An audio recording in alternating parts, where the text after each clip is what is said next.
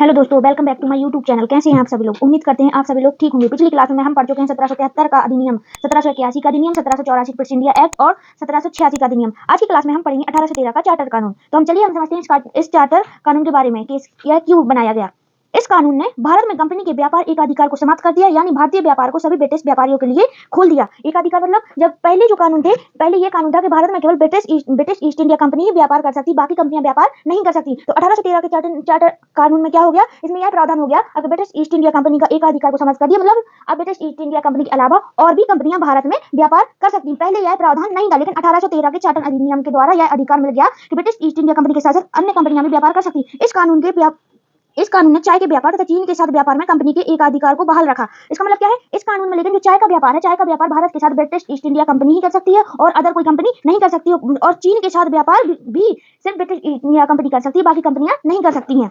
सिर्फ किसके व्यापार, बाकी व्यापार के लिए और कंपनियों के लिए खोल दिया गया, लेकिन चाय का व्यापार और चीन के साथ व्यापार केवल ब्रिटिश ईस्ट इंडिया कंपनी ही कर सकती। इस कानून में पहली बार शिक्षा पर 1 लाख खर्च करने की व्यवस्था की गई। किसमें? 1813 के अधिनियम में क्या किया गया, पहली बार 1 लाख रुपए शिक्षा पर खर्च करने की व्यवस्था की गई।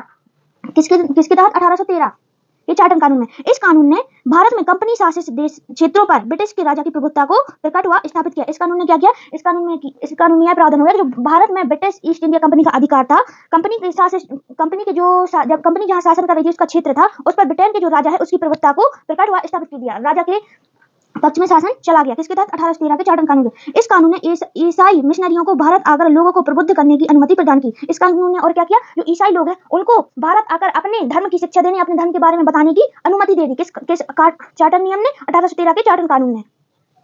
इस कानून ने भारत की स्थानीय सरकारों को व्यक्तियों पर कर लगाने के लिए अधिकृत किया। कर भुगतान नहीं करने पर दंड की भी व्यवस्था की गई। किसके तहत? 1813 के चार्टर कानून में एक और प्रावधान किया गया इस कानून में कि भारत की जो स्थानीय सरकारें हैं, जो छोटे छोटे क्षेत्रों पर अपनी जगह पर शासन कर रही हैं, स्थानीय सरकारों को व्यक्तियों पर कर लगाने के लिए अधिकृत किया। कर भुगतान नहीं करने पर दंड की भी व्यवस्था की गई इस अधिनियम में। आज की क्लास में सिर्फ इतना ही। आप लोगों के लिए हमारे कुछ क्वेश्चन है जो पिछली क्लास में पढ़ चुके हैं, उनसे रिलेटेड है, तो उन क्वेश्चन के आंसर आपको कमेंट बॉक्स में बताना है। कल की क्लास में आगे का देखेंगे। आज की क्लास में सिर्फ इतना ही।